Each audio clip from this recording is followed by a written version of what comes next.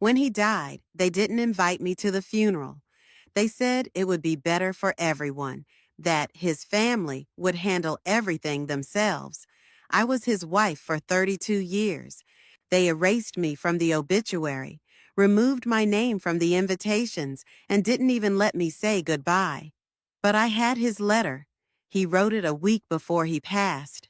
And I placed it in his casket, sealed in an envelope marked to be opened aloud. When the moment came, they couldn't stop him anymore, and he said everything himself. If this story resonated with your soul, click subscribe and let me know in the comments which city or country you're listening from. I'm truly curious to know where you're tuning in from. My name is Linda Holloway. I was 67 years old when my husband James passed away. For most of my adult life, I lived in a modest single-story home in a quiet suburb just outside of Minneapolis, Minnesota. It had a brick chimney, a wooden mailbox, and two oak trees that shaded the front yard like patient guardians. I had been a school librarian for nearly 30 years before retiring. I liked things that made sense: catalogs, soft voices, proper endings. I never raised my hand too quickly and never spoke louder than necessary. My marriage to James was the kind of life many people overlook because it isn't dramatic. We didn't fight loudly or love loudly. He was a physician, calm, methodical, always 5 minutes early to everything. Our routine was the unspoken thread that tied us together. Mornings began with him reading the paper while I prepared oatmeal. Evenings ended with us sitting side by side on the couch, each with a book, occasionally touching hands without needing to speak. There was a comfort in that silence, the kind of love that doesn't need explanation. We had no children together. He had two from his first marriage, adult children now, living in other cities, with their own families, their own chaos. They visited occasionally, mostly for holidays. They were always polite to me, at least outwardly, but I could feel the invisible line they had drawn.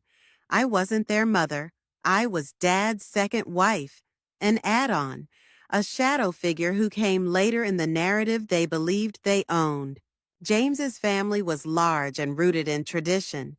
Churchgoers, family photo takers, lovers of group texts, and Sunday potlucks. His sister Lynn called at least 3 times a week, and every conversation with her ended the same way: advice I never asked for, and a reminder that family comes first. What she meant, though, was their family. I was always a courtesy, a footnote. Still, James never made me feel like I didn't belong, at least not intentionally. He held my hand in public. He introduced me as my wife without qualifiers. He remembered our anniversary without needing a calendar prompt.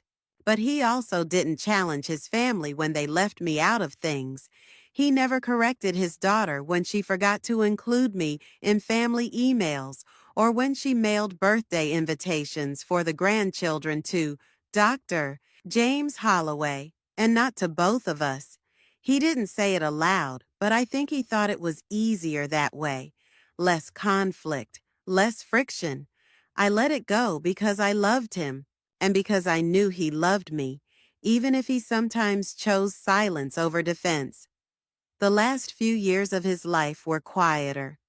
After he retired, we traveled a little. Small trips, never far. He had health scares, nothing catastrophic at first, but enough to shift our rhythm. He became more tired. He smiled less. I began keeping medical records in a binder, organizing prescriptions by refill date, tracking his appointments with the same diligence I once reserved for shelving books. I turned into something between a wife and a nurse, though I never told him that. I just did it, because that's what you do when you love someone who's slipping. There were moments when I sat by the window late at night and thought about what my life might be like when he was gone. Not out of morbidity, but because I knew that time was coming. I imagined a smaller world, a stiller house, a calendar with fewer marks. But what I never imagined, what I never thought to prepare for, was what would happen when his family decided to erase me altogether. We had built something.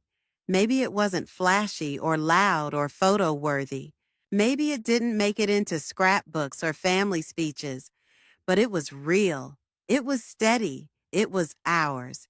And I didn't know it yet, but they were about to pretend it never happened. The morning I found out James had died, I wasn't the first to know. Not even close. I had just finished folding laundry when my phone buzzed, not with a call from the hospital, but with a message from a former colleague of his. A short, cold sentence. "I'm so sorry for your loss." For a moment, I thought she had made a mistake. But then my hands began to tremble. I called the hospital. The nurse on duty sounded hesitant. After a long pause, she confirmed it. James had passed away in the early morning hours. He had been admitted 2 days earlier for complications related to his heart. No one had informed me. No one had even thought to call. I asked whether he had been alone. The nurse said that his daughter was with him. His daughter, not me. I hung up, slowly sat down on the edge of the bed, and stared at the dresser. His drawer was still slightly open from the night before. His watch sat where he always left it.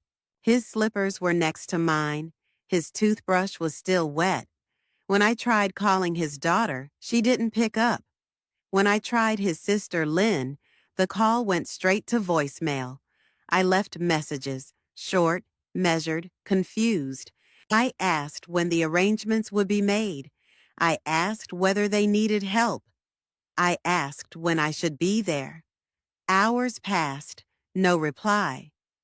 Later that afternoon, I drove to his daughter's house. Her car was in the driveway. The blinds were drawn. When I rang the doorbell, no one answered. I stood there for several minutes. I knocked again. Nothing. The silence was louder than any words could have been. That evening, I checked social media. His daughter had posted a tribute already, a photograph of James from years ago, standing between his two children at some family picnic I hadn't been invited to. Her caption read, "He was everything to us. Our foundation, our heart. Rest easy, Dad." I read the comments. Dozens of condolences, people offering prayers, sharing memories. But no one mentioned me. I wasn't tagged. I wasn't named. I wasn't acknowledged. It was like watching myself disappear in real time. The next morning, I received a group email. Not from his family, but from the church, a generic invitation to the funeral service. It had the time, the date, the address. At the bottom, it listed the family members who were graciously accepting condolences. His children, his sister, no mention of a wife, no mention of me. I refreshed the page 3 times, thinking maybe I had missed something. I hadn't. They were rewriting the ending, erasing me from the closing chapters of his life. They had always treated me like an outsider, but now, with James gone, they no longer felt the need to pretend. There was no more filter, no more tolerance. I had been tolerated only for his sake. Without him, they no longer had a reason to include me. It wasn't just personal. It was coordinated. They had removed my name from the obituary. They had excluded me from the private family service. They made all the decisions without me, about the casket, the flowers, the burial plot, the readings. It was as if I had never spent 32 years beside him, as if the dinners we shared, the holidays, the late-night drives to the ER, the years I spent waiting outside his office after long shifts, none of it counted. To them, I had never been part of the Holloway legacy. I was just the woman who lived in his house, a placeholder, a footnote. And yet, the pain I felt wasn't loud. It didn't come in waves of tears or broken plates. It came like frost, slow, creeping, invisible to anyone but me. It covered everything I touched. I couldn't bring myself to change the sheets. I couldn't walk into the kitchen without imagining him reaching for the coffee. I couldn't open the medicine cabinet without seeing the tiny bottles lined up exactly how he liked them. But the worst part wasn't the grief. It was the erasure, because grief means you lost something. Erasure means it was never considered yours to begin with. They didn't need to say it to my face. Their silence was precise, intentional, and it worked for a while until I remembered the envelope, until I realized James had left something behind, not for them, but for me. It started with shortness of breath. At first, James dismissed it as nothing, a combination of humidity and age. But I noticed the way he paused at the top of the stairs, the way he reached for the wall after standing up too quickly, the way he stopped finishing his meals. He moved slower, not just physically, but with a kind of resignation that frightened me. He had always been careful with his health. As a retired physician, he kept track of every symptom, every odd pulse, every ache. But this time, he seemed almost reluctant to investigate it, as though he already knew, as though the answer had already settled inside his body and was quietly waiting. A week before his death, he asked me to sit down with him in the living room. It was early evening, and the light through the curtains made everything gold and soft, like the whole world had been muted. He looked pale, thinner than usual. His hands, once steady and capable, trembled slightly as he held a small envelope. He didn't explain. He didn't give a speech or offer a dramatic farewell. He simply handed it to me. The envelope was cream-colored, heavy, sealed with care. On the front, in his familiar handwriting, it said, "To be opened and read aloud, if I am gone." And beneath it, "Only at the church." I didn't ask questions. I nodded and placed the envelope in my desk drawer. I knew better than to press him. If he wanted to say more, he would, and if he didn't, I would wait. Over the next few days, I hovered, gently, quietly. I cooked his favorite meals, even when he barely touched them. I offered to drive him to the doctor, but he said he had already scheduled something. I didn't know then that he had reached out to his daughter instead, that he had, perhaps out of habit or guilt or weariness, given in to the comfort of old patterns. People always return to their roots when they sense the end. He spent most of his time in the den, reading the same book over and over, never marking his place.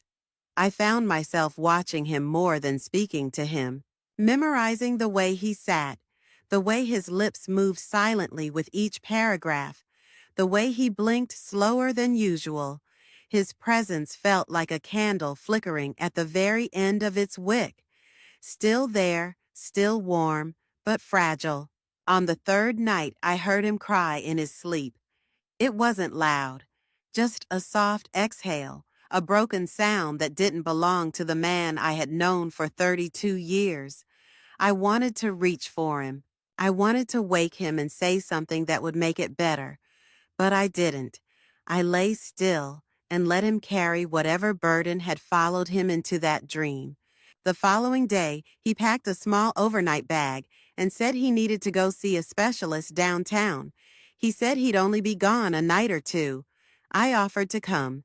He declined gently, said he'd be fine, kissed my cheek, and then he left. He didn't come back. I waited for his call that evening. Then, the next morning, I assumed his phone had died or he was caught up with medical exams. But as the hours passed, a weight settled in my chest. I didn't want to panic. I told myself to be patient, that he was in capable hands, that he would reach out when he could. But he never did. The envelope sat undisturbed in my drawer. Every day I looked at it. I never opened it, not even a peek. It was the one thing he had asked me to do, and I wasn't going to betray that. I started writing down small details about him, afraid I might forget. The way he used to clear his throat before speaking, the way he would hum to himself while washing the dishes, the way he always folded his newspaper before reading it. I wanted to trap those memories before they evaporated. I thought we would have more time. We always think that. We believe in tidy endings, in final conversations wrapped in bows. But the truth is, endings rarely arrive with grace. They come in the form of a call you never received, an empty hallway, a message from someone who wasn't supposed to be the one to tell you, and all I had left was his envelope and a promise. The obituary was the first clear sign.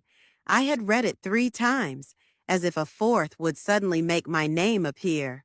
It was published in the Sunday edition of the local paper, under a photo of James smiling from 20 years ago, his hair thicker, his face fuller, the kind of portrait people choose to remember rather than reflect reality. The article was short, formal, and precise. It mentioned his years of service as a physician, his volunteer work at the community health clinic, his love of fishing, and his devotion to his beloved children, his sister Lynn, and the extended Holloway family. That was it. No mention of a wife. No mention of 32 years of marriage. No mention of me. I read it again slowly. I held my finger to each line, mouthing the words aloud like they might change. But they didn't. The space where my name should have been was not even replaced. It was simply absent, as though it had never belonged. I stared at the phrase, survived by his family, for a long time. The implication rang clear.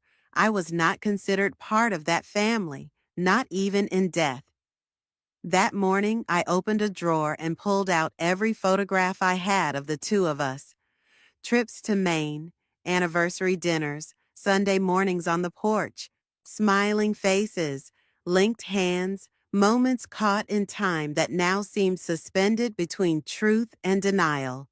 I flipped through them one by one, not crying, not speaking, just absorbing. I wasn't angry yet. I wasn't even sad. I was something colder, something quiet, the kind of quiet you find in museums or empty churches. I thought about all the dinners I had hosted where his children arrived late and left early, the birthdays where I wasn't in the group photos, the way his sister always introduced me as James's wife without using my actual name, how at every holiday I sat at the far end of the table while stories were exchanged over my head, stories from a life they never thought included me. But now they were no longer just distant. They had rewritten the ending. A few days later, I received a printed invitation to the funeral, a white envelope with black trim and a folded card inside. It was addressed to Linda Holloway, but the name had clearly been typed after the original print run. An afterthought. The message was curt, emotionless, a schedule rather than an invitation. A private family service will be held at St. Peter's Church, followed by a reception for family and close friends. I wasn't asked to speak. I wasn't asked to contribute to the program. There was no in lieu of flowers suggestion made in my name, no photo chosen from our life together. I called the funeral home. I asked who had made the arrangements. They told me it was handled by his daughter. I asked if my name had been submitted for the obituary. The woman on the line paused and said, "Not to my knowledge." I thanked her and hung up. Then I sat in the dark for a long time, watching the shadow of the afternoon move across the floor. Grief, I had come to learn, has layers. There's the raw wound of loss, and then there's the pain of watching your life with someone be edited out, footnote by footnote, until you're erased altogether. I remembered the envelope in my desk drawer, still sealed, still waiting. I pulled it out, placed it on the kitchen table, and just looked at it. His handwriting, now so final, the weight of it, the intention. He must have known. He must have known what they were capable of. He must have seen the way they excluded me, even when he was alive. He must have worried that if he wasn't there to name me, they would unname me. They would pretend I was temporary. That envelope felt heavier than it should have been, like it carried more than words, like it carried something sacred. That night, I prepared a simple meal. I lit a candle, not because it was special, but because I needed something warm, something intentional, something that reminded me of light. And then I packed a small purse. Inside it, I placed the envelope. I didn't know what it said. I didn't know how it would be received. But I knew one thing with absolute certainty. If I couldn't speak at his funeral, he would. The morning of the funeral was overcast, as if the sky itself had decided to withdraw its warmth. I dressed slowly, deliberately, choosing a navy blue dress James had always said made me look elegantly grounded.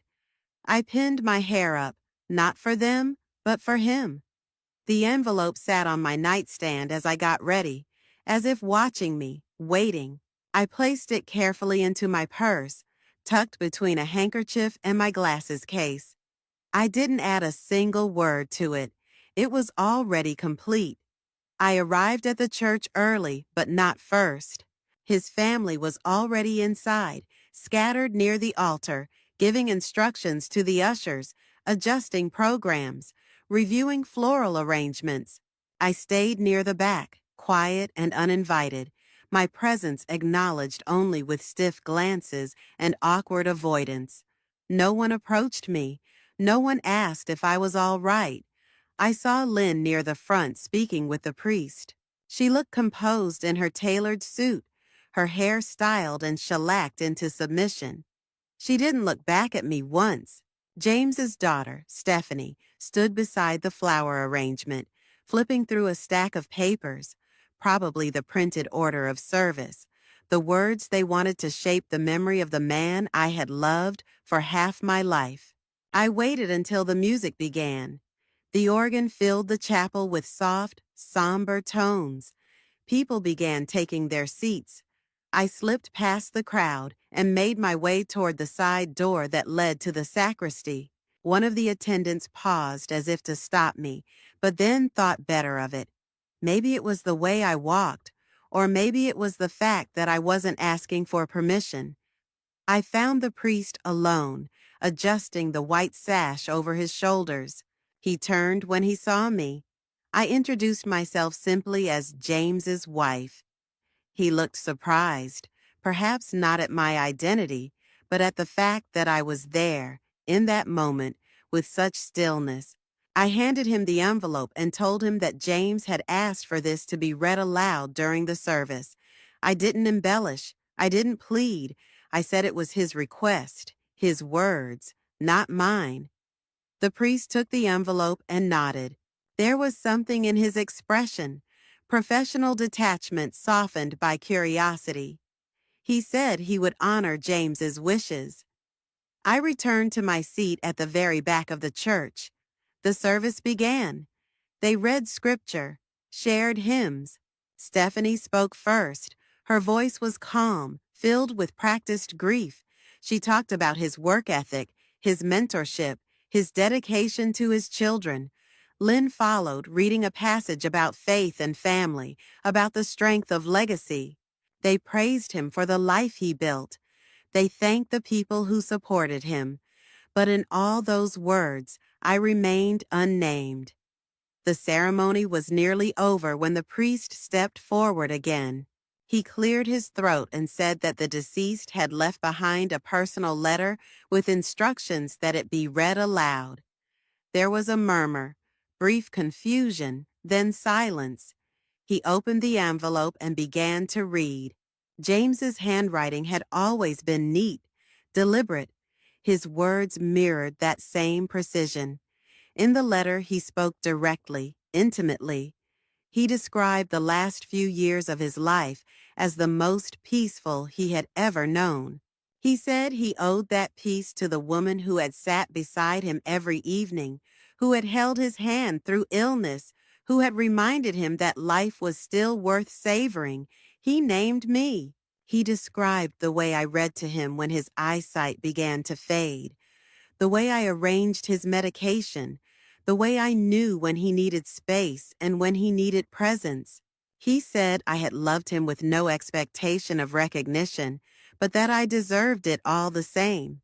He ended the letter with a sentence that seemed to echo through every pew. If you're listening now, and you ever wondered who truly stood by me at the end, it was Linda, my wife, my heart, my family. A stillness swept over the room. No one moved. No one looked at me, but they all heard him. It was the only voice that mattered in that moment. When the priest finished, he folded the paper and placed it gently back in the envelope. There was no applause, no dramatic gasps, just silence, a silence that carried weight. I stayed seated for the remainder of the ceremony, still and composed. I didn't seek their eyes. I didn't need to. James had said everything, and in doing so, he had given me something I never asked for, but needed more than I realized. Proof that our love had not been invisible. That envelope wasn't revenge. It was remembrance. It was dignity, returned in his voice, and it was his final gift to me. The sound of James's words echoed through the church long after the priest stopped reading. I sat in the last pew, completely still, feeling every syllable land like a stone dropped into deep, still water. I didn't look around. I didn't need to. I could feel the tension ripple through the room. I knew they were looking for something to anchor themselves, some way to dismiss what had just happened. But they couldn't, because it wasn't me who said it. It was him, and his voice could not be interrupted. Not this time, not now. All their carefully prepared tributes, his daughter's speech about legacy, his sister's talk of family tradition, now felt thin, paper thin, next to his handwritten truth. They had talked about blood, about birthright, about what they believed they meant to him, but he had spoken about presence, about who stood by him when the pain came, when the light dimmed, when the hours were slow and heavy. Me. His voice had never sounded louder than in that moment of absence. He had broken the order they'd worked so hard to construct. The version of his life where I was never quite real, never quite family, never quite enough. And the silence that followed was its own verdict. I didn't smile. I didn't smirk. I sat with my hands folded in my lap, heart steady, breath quiet. Around me, no one moved. I could feel the glances, brief, uncertain, then quickly averted. I didn't return them. I didn't offer acknowledgement. There are some moments that do not require a response. They complete themselves. When the service ended, people began to stand slowly, carefully, as if unsure how to behave. The usual swell of polite chatter never came. There were no embraces near the casket, no rush of people heading toward the family pews. It was as if the air itself had thickened, holding them in place. Stephanie turned briefly, her eyes scanning the rows. They didn't find me, or maybe they did, but she didn't stop. She turned back to the altar, her expression unreadable. Lynn was stiff, unmoving, her mouth slightly parted as if preparing to say something, and then deciding against it. The priest quietly folded the letter and returned it to the envelope. He looked down at it for a long moment, then glanced toward the back of the church, his eyes meeting mine for the briefest second. He nodded once, and I returned the gesture. I remained seated until the church emptied. No one approached me. No one tried to speak. I was invisible again, but this time, not erased. They couldn't rewrite what had been read aloud. They couldn't redact a man's final words. They couldn't remove the sentence where he called me his wife, his heart, his family. There was a kind of power in that. Not triumph, not vengeance. Something quieter, something more lasting. A reclaiming of space I had always held, whether they chose to see it or not. I walked down the aisle slowly, not as someone mourning, but as someone carrying something sacred, a truth sealed in paper and voice, a declaration that had been too heavy to say aloud while he was alive, but became unstoppable once he was gone. Outside, the wind had picked up. The trees bent slightly, whispering in their own language. I stood beneath them for a moment, closing my eyes. For years I had been spoken over, dismissed with polite condescension, kept at the edge of the circle, named only in passing, if at all. But today James had pulled me to the center, and not one of them could speak over it. Not now, not ever. As I stood from the pew, the church was almost empty, but I didn't rush. I took my time walking down the center aisle, the echo of my steps soft against the stone floor. I kept my gaze forward, focused on the door, but I felt them, all of them. Their faces were carved into the silence. Lynn stood near the altar, her arms folded tightly across her chest, her jaw clenched. She wasn't looking at me, but past me, as if trying to hold on to the ceremony, the illusion, the version of events she had helped script. Her expression wasn't grief. It was something colder. The set of her mouth, the squint in her eyes. It wasn't mourning. It was resentment wrapped in confusion. She looked like someone who had lost control of a narrative she thought she owned. Stephanie stood beside her, holding the funeral program in both hands like a shield. She glanced at me, just once, quickly, then looked away. Her shoulders were rigid, her lips slightly parted. I could see the storm behind her eyes, the questions, the discomfort. She had lived her whole life believing her father belonged entirely to her, that his affections and his loyalties came with a bloodline. And now she had heard his voice name someone else as home. Her silence wasn't out of respect. It was the absence of understanding. A cousin I barely knew lingered by the back pew, his tie loosened, his phone in hand. He didn't meet my gaze. His eyes flitted to the floor, to the stained glass windows, anywhere but mine. He didn't know where to stand anymore. He had probably arrived that morning believing he understood the hierarchy of James's life. Now he stood unsure which story to follow. There was a woman near the back whom I didn't recognize. Someone who worked with James years ago, I guessed. Her face was soft, sad, but different. She looked at me the way one looks at something finally revealed. Not with pity, with clarity, and maybe even with quiet approval. The funeral director, who had never once spoken to me directly during the planning, now gave me a small, curt nod. I didn't return it.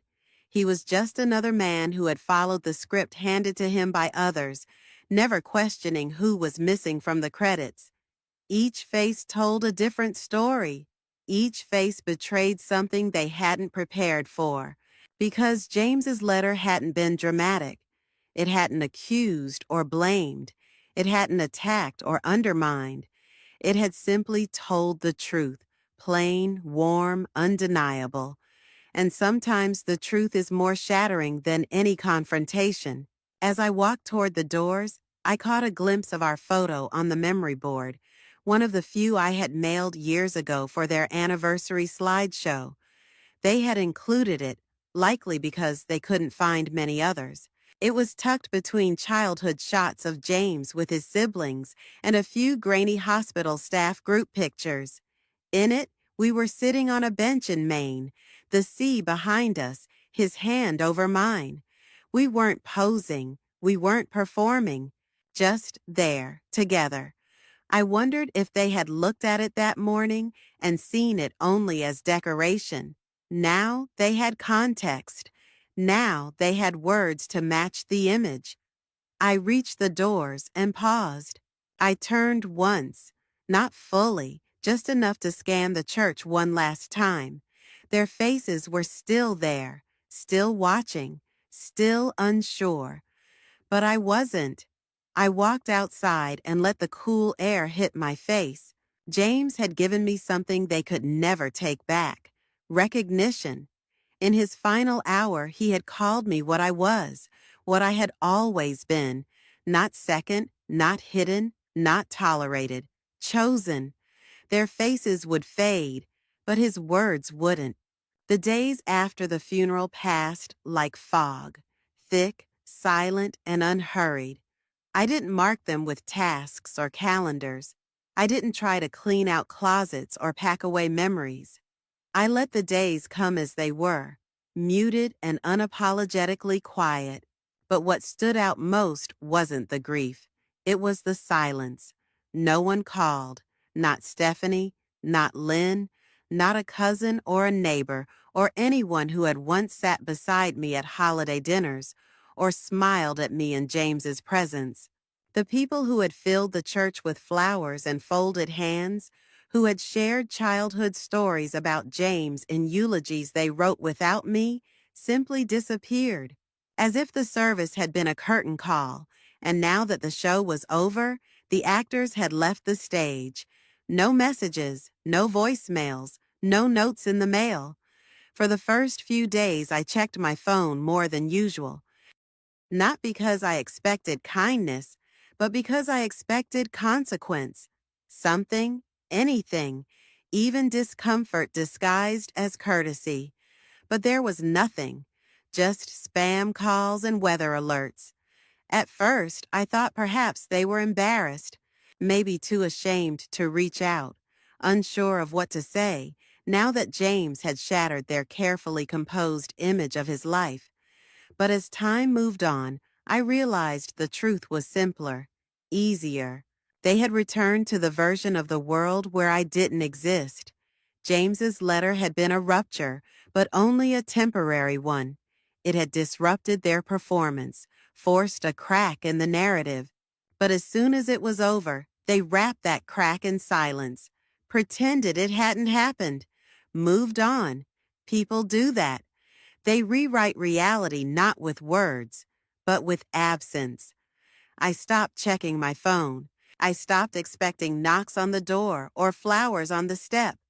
Instead, I began relearning the shape of my house without James in it. I kept his mug in the cupboard. I still made tea for two out of habit. His slippers stayed under the bench, untouched. I let myself keep these things for no one's approval but my own. I didn't need to grieve loudly. I didn't need to perform loss for the world. I was allowed to carry it quietly, like a well-worn sweater. I remembered the last birthday I spent with James. His family hadn't called that day either. He made dinner reservations himself. We sat in a small Italian restaurant, the candles low, the waiter cheerful but not overbearing. I had given him a leather wallet with his initials stamped inside. He gave me a card with just one line inside: "You're the life I chose." I had tucked that card into the same drawer where I'd kept his letter. Now I opened that drawer often, not out of sadness, but as ritual. I would read both notes in the morning, sip my tea, and carry on with the day. It wasn't that they made me feel stronger. They just made me feel seen. Because the thing about being erased is that it's never about forgetting. It's about pretending someone never mattered. But James hadn't done that. He had left behind proof, undeniable, handwritten proof.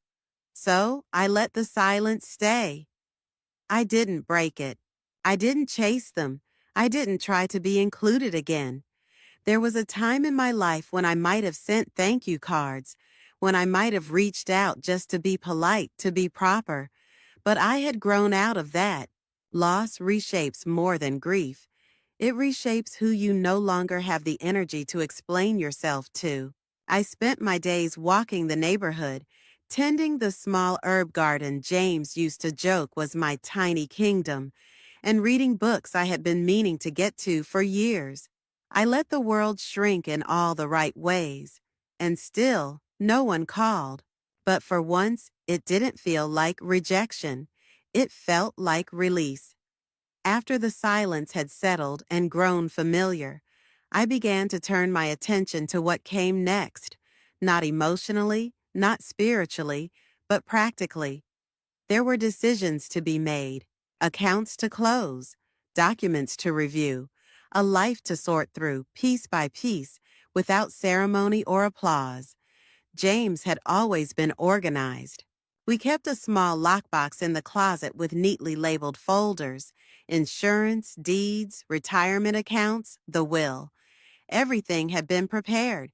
We used to joke that our paperwork was neater than our pantry. I opened the box one morning with quiet determination and brought the folders to the kitchen table. I didn't cry. I didn't hesitate. I simply began. The will was straightforward. He had left everything to me. There was no debate, no loophole, no vague wording that could be interpreted otherwise.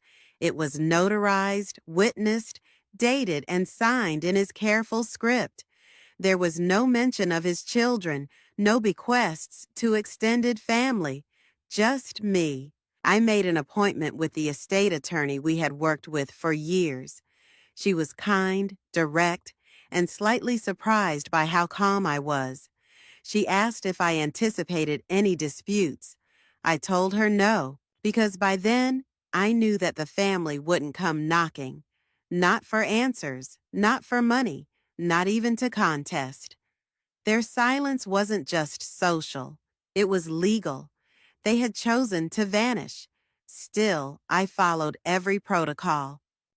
I filed the necessary paperwork, notified the bank, transferred titles. I closed the joint accounts, moved the assets into my name, and created a new trust with only one beneficiary, myself. It wasn't out of spite. It was out of clarity. There were other things to clean up, too. Lingering subscriptions in his name, an old email account, a storage unit we hadn't used in years. I cleared it all. No emotion, no delay. I shredded what needed shredding and boxed what deserved preservation. A small photo album, his watch, a pair of cufflinks I had given him on our 10th anniversary. Everything else went. It was astonishing how much weight a life could carry in forgotten corners. I didn't keep things that didn't carry meaning. I didn't hold on to his childhood baseball glove or the trophies his family had once displayed proudly. I didn't save the holiday cards from relatives who hadn't called since the funeral. If it didn't speak to the life we had built together, the real life, the daily one, I let it go. I canceled the shared phone plan. I removed his name from the utilities. I changed the locks, not because I expected anyone to return, but because it was mine now. The house, the silence, the freedom. I also sat down and wrote my own will. I didn't have children, no siblings, no nieces or nephews I was particularly close to.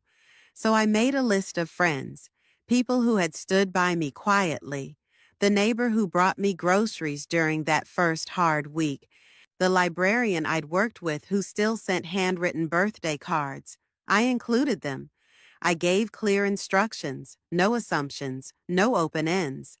I donated to the hospice center where James had spent his final hours.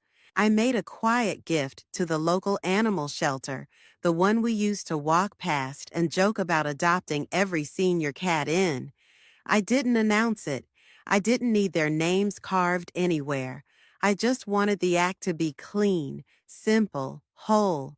One afternoon, I found a dusty file at the back of the cabinet, an old family tree chart that Lynn had insisted James fill out years ago.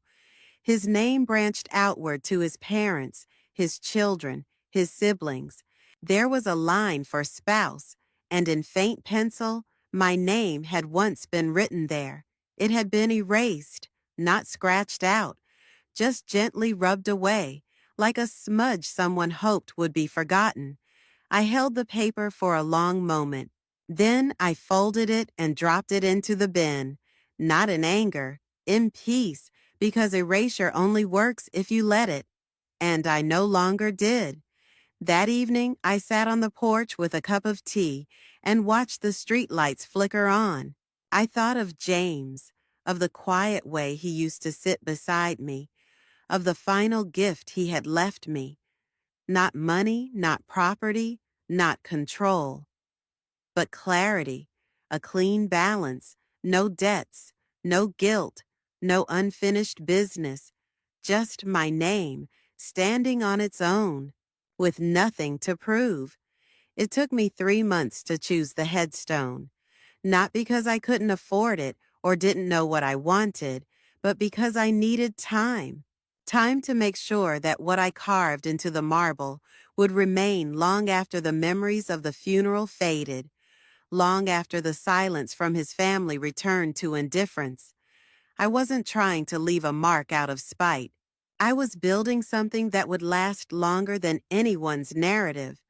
The cemetery was quiet the day I returned. I parked beneath the willow tree James and I used to walk past when we visited other graves. He used to say he wanted something simple, no bronze statues, no elaborate engravings, just stone, sun, and his name. A quiet place.